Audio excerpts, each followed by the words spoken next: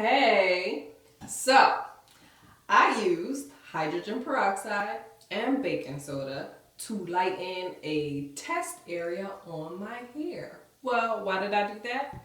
Well, I wanted to find a healthier way to lighten my hair so that I could apply different rinses on top to get pops of color that I actually wanted to experiment with. But I didn't want to bleach my hair because I know that bleaching can severely damage your hair, and it probably will do that to mine because my hair is pretty sensitive. So I use those two products to test this area here, and it took me 3 applications to get it this color. The sun kind of like tinted the color a bit, so because it was brighter at one point. But I'm just going to talk a little bit about the texture. What I've noticed about the texture with the 3 applications of the peroxide and the baking soda is that the texture for this side of my hair feels like chemically treated hair. So it feels a bit more dry than the rest of my head. The rest of my head feels oiled from the oils that I put on my hair. So that's something to consider when doing this process. It will dry your hair out just as any other dye would potentially do, like a semi-permanent or permanent or any other kind of lighteners that you would use to lighten your hair. So I'm going to show you exactly what I did, and then I'll show you before and after pictures so you can compare how much it actually changed or lightened my hair, and you guys can try it to see, how it works for you. So I'll be back in just a few. Here are the items that you're going to need. You're going to need some foil. I have 4 sheets for the 4 sections. You're going to need the 3% hydrogen peroxide. You'll need some baking soda. You'll also need a bowl and a spoon for stirring, and also a brush if you have one. I didn't have one, so I didn't use it.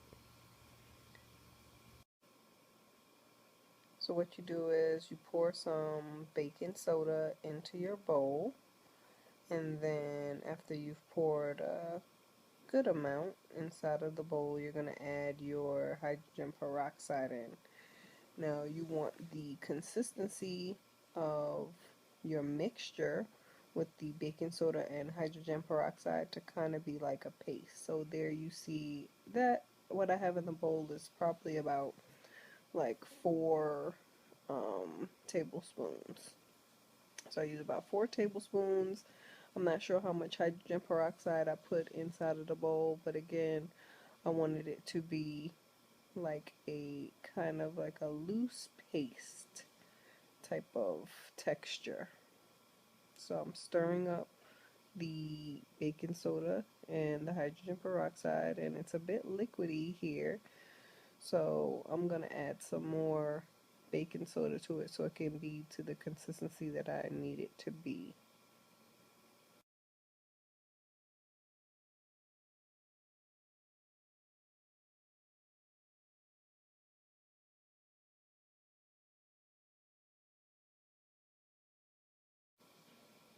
So you're going to see the difference in texture of this liquid now that I've added some more baking soda into it. It was real loose like milk before, and now it's still loose, but it has a bit more gooiness or texture to it. You see it's starting to kind of look like globs of glue may possibly be in there, so that's the texture that you want for your mixture, and then you're done. This is the section that I will be treating with the hydrogen peroxide and the baking soda. Alright, so this is what it looks like. Not really large.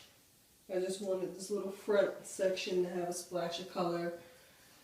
And so what I'm going to do with this section is then break it up into 4 sections so that I can treat the area. So this is my first section, which is the already existing section. And then take this second section, pin it up and away. Do the same thing for this area. Split this in about half. And twist it up, pin it away. Same thing for the last. Okay. So after you do this, what you're going to do for each section is you're going to saturate it with that paste that you made. And then after the hair is nice and saturated, you're going to wrap it in foil to trap the heat to help with the coloring process or the lightening process. All right, so I'll show you how I am going to do that.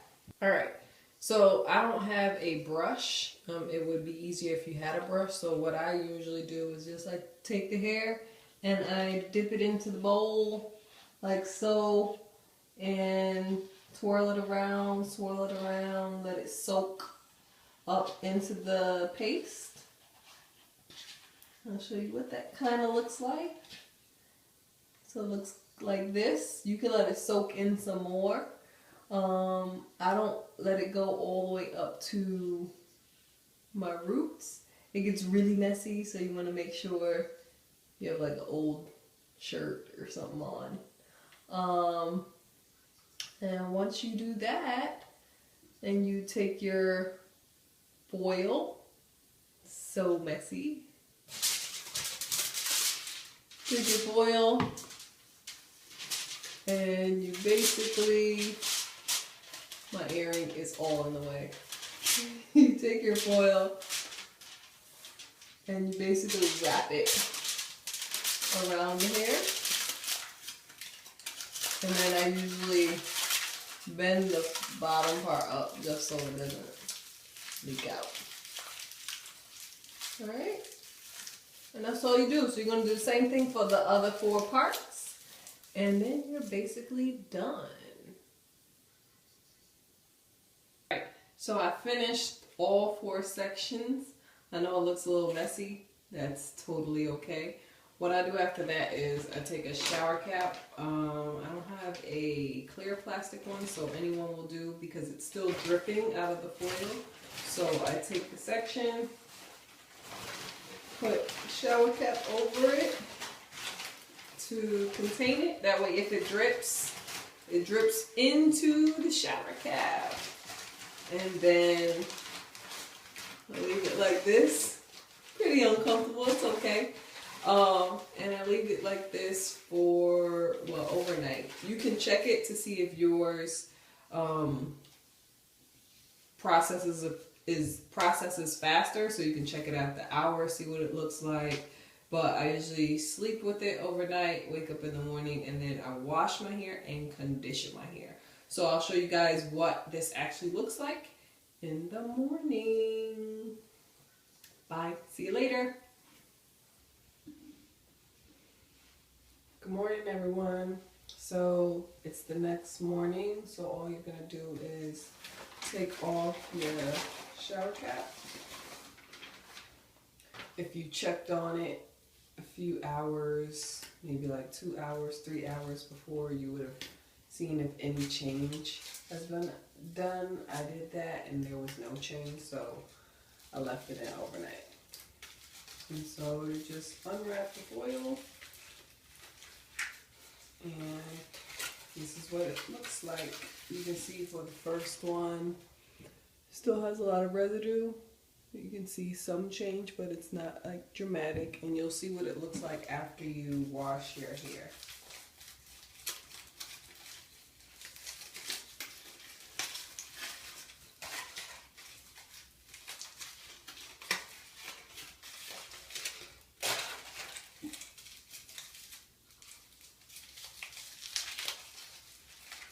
So you're going to wash your hair with shampoo. Make sure you condition it very well because, again, this dries out your hair.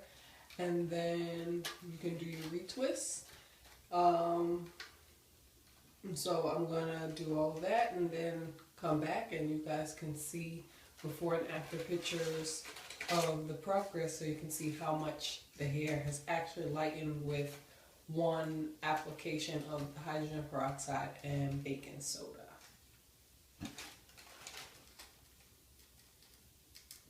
Hi everyone.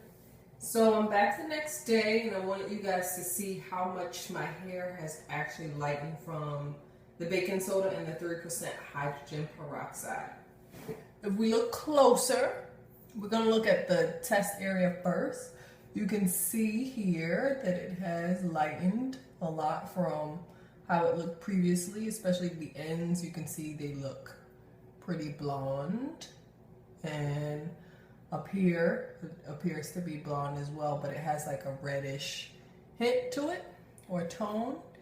And the other Locs that are here in the front, you can see they have a reddish kind of auburn mixed with a little hint of blonde look to them. So it definitely has lightened, not drastically, but you can see a difference in comparison to my hair that has not been treated with that same process. So my hair is a dark brown, as you can see here, but in comparison to the treated hair, you can see that it has lightened up from the baking soda and peroxide.